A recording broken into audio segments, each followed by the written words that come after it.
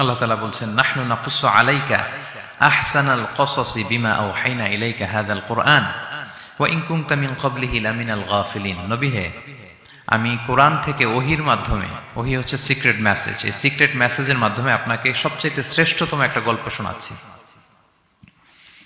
সূরা ইউসুফ হচ্ছে কোরআনের সবচাইতে শ্রেষ্ঠতম গল্প।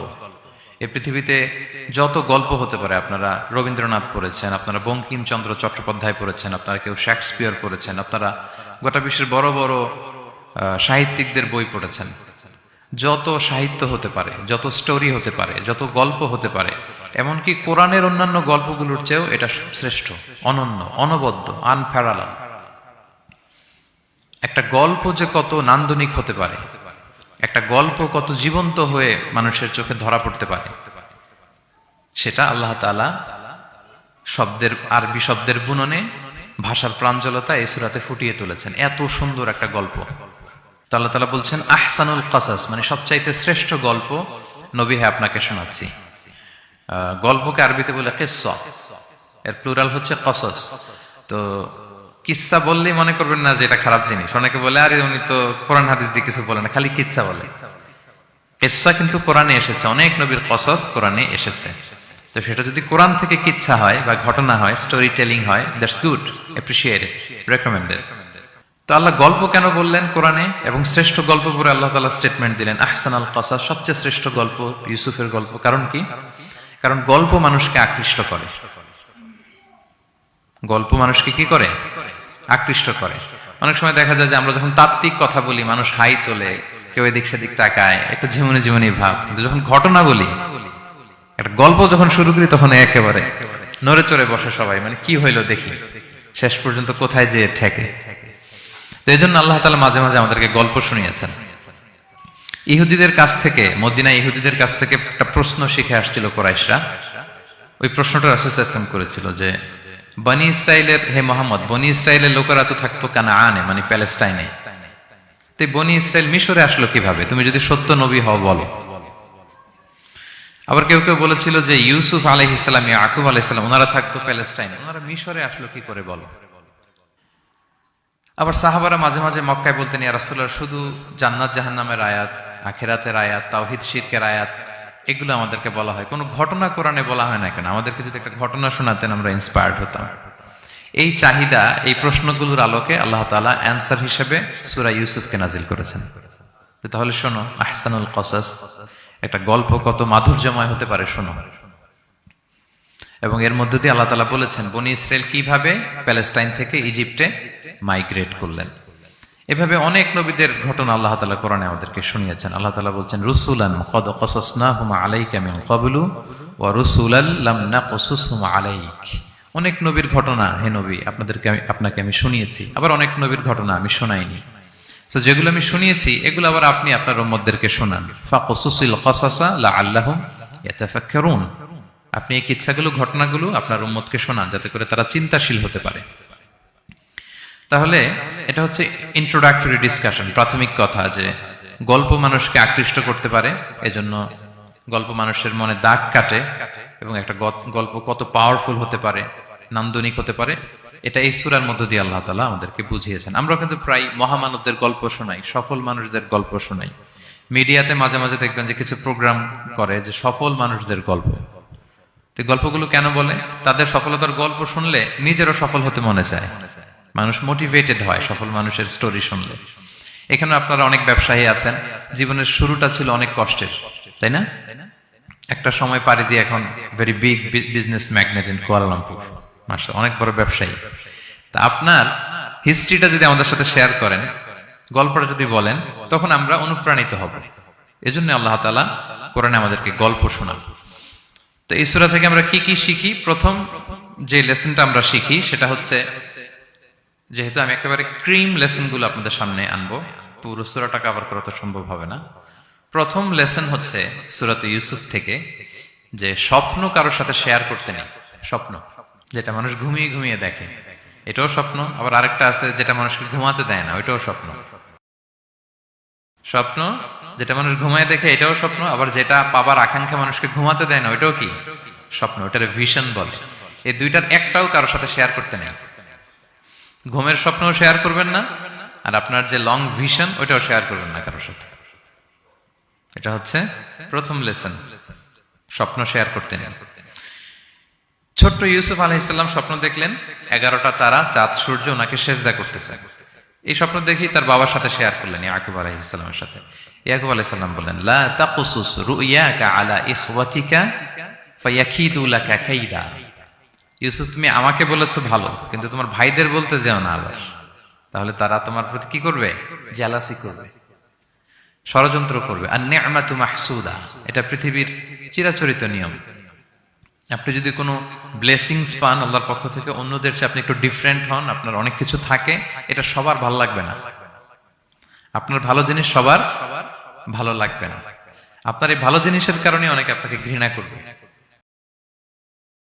সো স্পেশালি যদি কোনো ভালো স্বপ্ন দেখেন, এট দ্য সেম টাইম খারাপ স্বপ্ন যদি দেখেন, এটা আপনি শেয়ার করবেন না কারোর সাথে।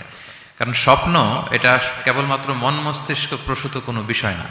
মুমিন জীবনে এটা অনেক অর্থবহ। মাঝে মাঝে স্বপ্নের মাধ্যমে আল্লাহ মানুষকে বার্তা দেয়, ইলহাম পাঠায় স্বপ্নের মধ্য দিয়ে। এজন্য বিজ্ঞ, প্রাজ্ঞ, শুভাকাঙ্ক্ষী কাউকে শেয়ার করা যায়। যার জ্ঞান নেই বা ব্যক্তিগত জীবনে পাপী, ভালো মানুষ নয় বা হিংসুক টাইপের, এদের কাউকে আপনার কখনো স্বপ্ন শেয়ার করবেন না। ভালো স্বপ্ন দেখলে শুকরিয়া করবেন আল্লাহর, আলহামদুলিল্লাহ, আল্লাহ কবুল করো। খারাপ স্বপ্ন দেখলে পানাহা চাবেন আল্লাহর কাছে। সুনানে তিরমিজিতে একটা বাব আছে, একটা চ্যাপ্টার, বাব লা তাকুসুর রুইয়া ইল্লা আলা আলিম আও নাসিহ। ভালো আলেম অথবা শুভাকাঙ্ক্ষী ছাড়া স্বপ্ন কাউকে বলতে যেও না, এই অনুচ্ছেদের নাম। এরপর এর কারণটা কি? কারণটা হচ্ছে ফাইন্নার রুইয়া তাকাউ আলা মা তুআব্বার। স্বপ্নের ব্যাখ্যা যেমনটা করা হয় তেমনটাই হয়। আপনি একটা স্বপ্ন দেখলেন, একজনকে একটা বললেন, সে হুট করে একটা ব্যাখ্যা দিয়ে দিল, ওইটাই হয়ে যাবে। এটা আপনার জন্য ভয়ঙ্কর হয়ে যেতে পারে। লা ইউহাদ্দিসু বিহা ইল্লা লাবিবান আও হাবিবা। আপনার শুভাকাঙ্ক্ষী, আপনার বন্ধু, আপনার ভালো চায়, এদেরকে বলতে পারেন। কিন্তু যার এই ব্যাপারে জ্ঞান নেই, হুটহাট করে ব্যাখ্যা করবে, এরকম কাউকে বলা যাবে না। কারণ যেমন ব্যাখ্যা করা হবে তেমনটা হবে। ইউসুফ আলাইহিস সালাম ভালো স্বপ্নের ব্যাখ্যা জানতেন, ইয়াকুব আলাইহিস সালাম ভালো স্বপ্নের ব্যাখ্যা জানতেন, আল্লাহ রাসূল সাল্লাল্লাহু আলাইহি ওয়াসাল্লাম ভালো স্বপ্নের ব্যাখ্যা জানতেন। আবু বকর রাদিয়াল্লাহু তাআলা আনহু সাহাবীদের মধ্যে সবচেয়ে ভালো স্বপ্নের ব্যাখ্যা জানতেন। ইভেন রাসূল সাল্লাল্লাহু আলাইহি ওয়াসাল্লাম মাঝে মাঝে স্বপ্ন দেখে আবু বকরকে বলতেন, দেখি ব্যাখ্যা করো তো তুমি। তাবিঈদের মধ্যে মুহাম্মদ ইবনে সিরিন খুব ভালো স্বপ্নের ব্যাখ্যা জানতেন। এক লোক এসে মুহাম্মদ ইবনে সিরিনকে বলল যে, আমি দেখলাম আমার ছেলে পানি খেতে খেতে পেটটা এত বড় হয়ে গেছে। এই একই স্বপ্ন আরেকটা লোকও দেখলো, দেখে এক মূর্খের কাছে জিজ্ঞেস করলো। সে বলল, সর্বনাশ, এত বড় পেট হয়ে গেছে, তোমার ছেলে তো মারা যাবে। ঠিকই কয়েকদিন পরে ছেলেটা মারা গেল। আর একই স্বপ্ন দেখে এই লোক মুহাম্মদ ইবনে সিরিনকে জিজ্ঞেস করেছিল, উনি বলেছেন যে তোমার ছেলে তো অনেক বড় আলেম হবে। ঠিক তাই হয়েছে, ওই ছেলে অনেক বড় আলেম হয়েছে। তো ফাইন্নার রুইয়া তাকাউ আলা মা তুআব্বার। স্বপ্নের ব্যাখ্যা তেমন হয় যেমন এটার ব্যাখ্যা করা হয়।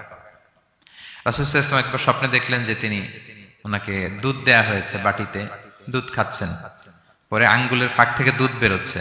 এই সামান্য একটু দুধ রাসূল সাল্লাল্লাহু আলাইহি ওয়াসাল্লাম উমরে ফারুককে দিলেন। সাহাবারা বললেন, মাযা আউয়ালতা বিহি ইয়া রাসূলুল্লাহ, এটা তাওয়িল কি? তখন বললেন, আউয়ালতু বিহি আল ইলম, এটা দিয়ে আমি জ্ঞান বুঝিয়েছি। মানে উমরে ফারুকের আল্লাহ তাআলা অনেক জ্ঞান দিবে। স্বপ্নে কেউ দুধ খাচ্ছেন, এটা আপনার জ্ঞানের প্রতীক। রাসূল সাল্লাল্লাহু আলাইহি ওয়াসাল্লাম স্বপ্নে দেখলেন লোকজন দাঁড়ানো, কারো গায়ের জামা এতটুকু, কারো এতটুকু, কারো হাঁটু পর্যন্ত, আর উমরে ফারুক জামা একেবারে টেনে হিচড়ে যাচ্ছে। তো সাহাবারা বললেন, মাযা আউয়ালতু বিহি ইয়া রাসূলুল্লাহ, এই স্বপ্নের তাওয়িল কি, ব্যাখ্যা কি? রাসূল সাল্লাল্লাহু আলাইহি ওয়াসাল্লাম বললেন, আউয়ালতু বিহি আদ-দীন আত-তাকওয়া, এটা দ্বারা আমি দিনদারি বুঝিয়েছি। মানে উমরে ফারুকের দিনদারি অনেক বেশি। স্বপ্নে কেউ ছোট জামা দেখলে তার দিনদারি কমতেছে, এটার একটা আলামত। তো এই জন্য হুট করে স্বপ্নের কথা কাউকে শেয়ার করতে নেই। রাসূল সাল্লাল্লাহু আলাইহি ওয়াসাল্লাম ফজরের সালাতের পরে মসজিদে নববীতে সালাম ফিরিয়ে সাহাবাদের দিকে মুখ ফিরিয়ে বসতেন, তাসবিহ পড়তেন, এরপর জিজ্ঞেস করতেন, হাল রাআ আহাদুম মিনকুম আল বারিহাতা রুইয়া, গত রাতে কেউ কোনো স্বপ্ন টপ্ন দেখেছো নাকি? তো তখন সাহাবারা এই স্বপ্ন বলতেন, রাসূল সাল্লাল্লাহু আলাইহি ওয়াসাল্লাম ব্যাখ্যা করতেন। সুবহানাল্লাহ, কত সৌভাগ্যবান ছিলেন তারা। তাহলে স্বপ্ন বলা যাবে নাকি কাউকে? শুধু মুরাদ ভাই বলবে না, বাকিরা বলবে? স্বপ্ন বলবেন কাউকে না। খুবই শুভাকাঙ্ক্ষী, আপনার একেবারে ক্লোজ ফ্রেন্ড, তাকে বলতে পারেন। আর অনেক বড় আলেম যিনি ভালো ব্যাখ্যা করতে পারবেন, আপনাকে গাইড করতে পারবেন, তাকে বলবেন। এছাড়া বলা যাবে না। আর খারাপ স্বপ্ন তো বলাই যাবে, আল্লাহ তাআলার কাছে পানা চাইতে হবে। তাহলে ঘুমিয়ে ঘুমিয়ে যেটা দেখি এটা কারোর কাছে বলা যাবে না। আর যেটা পাওয়ার আকাঙ্ক্ষা মানুষকে ঘুমাতে দেয় না, ওইটাও একটা স্বপ্ন। বলে না যে আমার জীবনের স্বপ্ন আমি এটা করব, এটাও স্বপ্ন। এই ভিশনও শেয়ার করা যাবে না কারোর সাথে। আপনারা তো ব্যবসায়ী মানুষ, টিপস শিখাই দেয় কিছু। বিশাল বড় একটা কিছু প্রজেক্ট নিছেন, শুরু করার আগে আপনি বলে ফেলছেন শেষ, আর এটা হবে না। দেখবেন যে এখান থেকে কনস্পিরেসি, ওইখান থেকে শত্রুতা, ওইদিকে এটা করছে ওইটা করছে, আপনি আর আগাতেই পারবেন না। দুঃখজনক হলেও সত্য, আমরা বাংলাদেশিরা তো এগুলোতে অভ্যস্ত। সবার মধ্যে কম বেশি জেলাসি কাজ করে ন্যাচারালি, আমাদের বাংলাদেশিদের এটা আরো বেশি। আমি আমার প্রায় আলোচনাতে বলি যে আমাদের জাতীয় খেলা হাডুডু হওয়ার কারণ হচ্ছে এই খেলার ধরনটাই এমন, একজন সামনে যেতে চায়, 10 জন পা ধরে পিছনে টানতে চায়। তো একটা গল্প শুনেছিলাম এরকম, যে এক লোক জাহান্নাম ভিজিট করতে গেছে, এক এক দেশের লোকদের জন্য এক এক জাহান্নাম, প্রত্যেক জাহান্নামের উপর একজন রক্ষী ফেরেশতা। তো দেখতেছে যে একটা জাহান্নামের আশেপাশে কোনো রক্ষী ফেরেশতা নেই। তো বললো যে সব সব জাহান্নামের উপরে রক্ষী ফেরেশতা যাতে বেরোতে না পারে কেউ, এই জাহান্নামের কোনো রক্ষী ফেরেশতা নাই কেন? এটা কোন দেশের? বলতেছে এটা বাংলাদেশের জাহান্নাম। কেউ যদি কোন রকম বের হইতে চায়, বাকিরা টেনে আবার ঢুকায় ফেলবে, বেরোয়া যাবে না এখান থেকে। তো এটা নাকি বাংলাদেশের জাহান্নাম। এটা জাস্ট একটা মজার ছলে গল্প করলাম আর কি।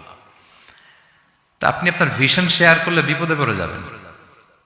আপনি প্রপার হোমওয়ার্ক করবেন, গ্রাউন্ড ওয়ার্ক করবেন, কাউন্সিলিং করবেন, প্রজেক্ট দাঁড় করাবেন, লঞ্চিং প্রোগ্রামের দিন সবাইকে জানাবেন। সব রেডি, এবার আর কেউ কিছু করতে পারবেন, এটা দাঁড়ায় গেছে, সব রেডি আমার। লঞ্চিং জাস্ট একটা ফর্মালিটিস, তারপরে আমার কাজ শুরু হবে। কিন্তু আপনি আগেই যদি সবাইকে জানায় ফেলেন, হবে এটা? হবে না। এটা হচ্ছে 1 নম্বর লেসন, স্বপ্ন শেয়ার করতে নেই। এই লেসনটাকে ক্লিয়ার?